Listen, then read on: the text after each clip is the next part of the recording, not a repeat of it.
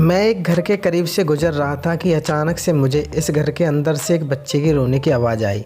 उस बच्चे की आवाज़ में इतना दर्द था कि अंदर जाकर वह बच्चा क्यों रो रहा है यह मालूम करने से मैं खुद को रोक ना सका।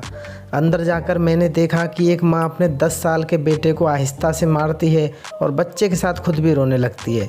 मैंने आगे होकर पूछा, बहन जी आप इस छोटे से बच्चे को क्यों मार रही हो जबकि आप खुद भी रोती हो? उसने जवाब दिया, भाई साहब इसके पिताजी भगवान को प्यारे हो गए हैं और हम लोग बहुत करीब हैं। उनके जाने के बाद मैं लोगों के घरों में काम करके घर और इसकी पढ़ाई का खर्चा बहुत मुश्किल से उठाती हूँ और यह कमबख्त स्कूल रोज़ाना देर से जाता है और देर से घर आता है। जाते हुए रास्ते में कहीं खेल कूद में लग जाता है और पढ़ाई की तरफ ज़रा भी ध्यान नहीं देता, जिसकी वजह से रोज़ाना अपने स्कूल की वर्दी गंदी कर लेता है। मैंने बच्चे और उसकी माँ को जैसे तैसे समझाया और चल दिया।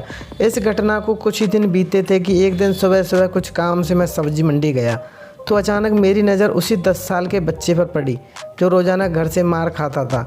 मैं क्या देखता हूँ कि बच्चा मंडी में घूम रहा है और जो दुकानदार अपनी दुकानों के लिए सब्ज़ी खरीद कर अपनी बोरियों में डालते हैं तो उनमें से कोई सब्ज़ी अगर ज़मीन पर गिर जाती थी तो वह बच्चा उसे फ़ौरन उठाकर अपनी झोली में डाल लेता। मैं यह नज़ारा देखकर परेशानी में सोच रहा था कि ये चक्कर क्या है। मैं उस बच्चे का चोरी चोरी पीछा करने लगा। जब उसकी झोली सब्जी से भर गई तो वह सड़क के किनारे बैठकर उसे ऊंची ऊंची आवाज़ें लगाकर बेचने लगा। मुंह पर मिट्टी, गंदी वर्दी और आंखों में नमी। ऐसा महसूस हो रहा था कि ऐसा दुकानदार ज़िंदगी में पहली बार देख रहा हूँ। अचानक एक आदमी अपनी दुकान से उठा जिसकी दुकान के सामने उस बच्चे ने अपनी नन्ही सी दुकान लगाई थी। उस दुकानदार ने आते ही एक जोरदार लात मारकर उस दुकान को झटके में रोड पर बिखेर दिया और बाजुओं से पकड़कर उस बच्चे को भी उठाकर धक्का दे दिया। वह बच्चा आंखों में आंसू लिए चुपचाप दोबारा अपनी सब्जी को इकट्ठा करने लगा और थोड़ी देर बाद अपनी सब्जी एक दूसरे दुकान के सामने डरते डरते लगा ली। भला हो उस शख्स का जिसकी दुकान के सामने इस बार उसने दुकान लगाई। उस शख्स ने बच्चे को कुछ नहीं कहा। थोड़ी सी सब्जी थी, ऊपर से बाकी दुकानों से कम कीमत पर जल्दी ही उसकी सब्जी की बिक्री हो गई और वह बच्चा उठा और बाज़ार में एक कपड़े वाली दुकान में दाखिल हुआ और दुकानदार को वह पैसे देकर दुकान में पड़ा अपना स्कूल बैग उठाया और बिना कुछ कहे वापस स्कूल की ओर चल पड़ा। और मैं भी उस बच्चे के पीछे पीछे चल रहा था।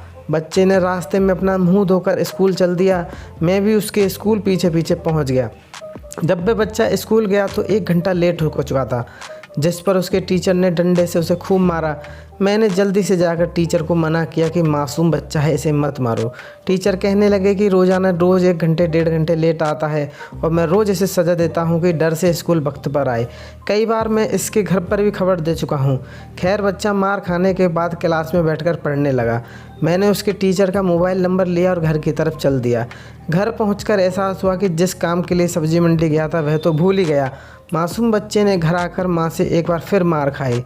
सारी रात मेरा सर चकराता था। सुबह उठकर फ़ोन करके बच्चे के टीचर को कॉल की कि मंडी टाइम हर हालत में मंडी पहुँचे और वो मान गए। सूरज निकला और बच्चे का स्कूल जाने का वक्त हुआ और बच्चा घर से सीधा मंडी अपनी नन्ही की दुकान का इंतजाम करने निकल पड़ा।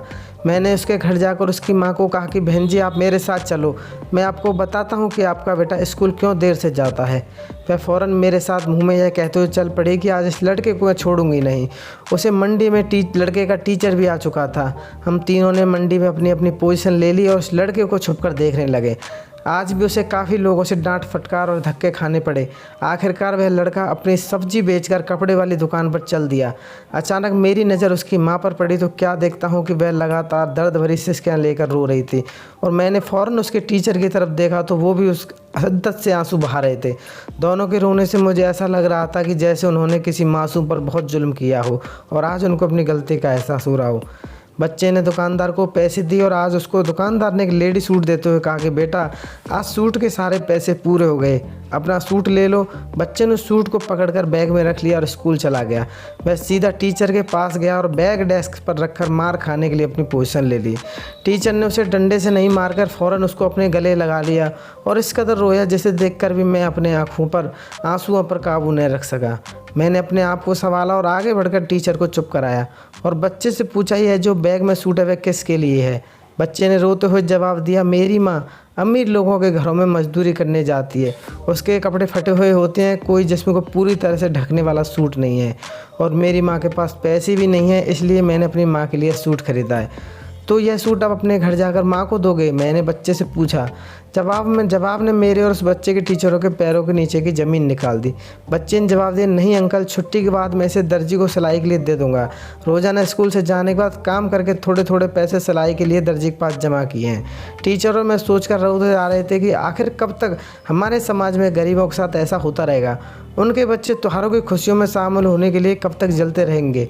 क्या ऊपर वाले की खुशियों में इन जैसे गरीबों को कोई हक नहीं है? क्या हम अपनी खुशियों के मौके पर अपनी ख्वाहिशों में से थोड़े पैसे निकाल कर अपने समाज में मौजूद और गरीब और बेसहाराओं की मदद नहीं कर सकते?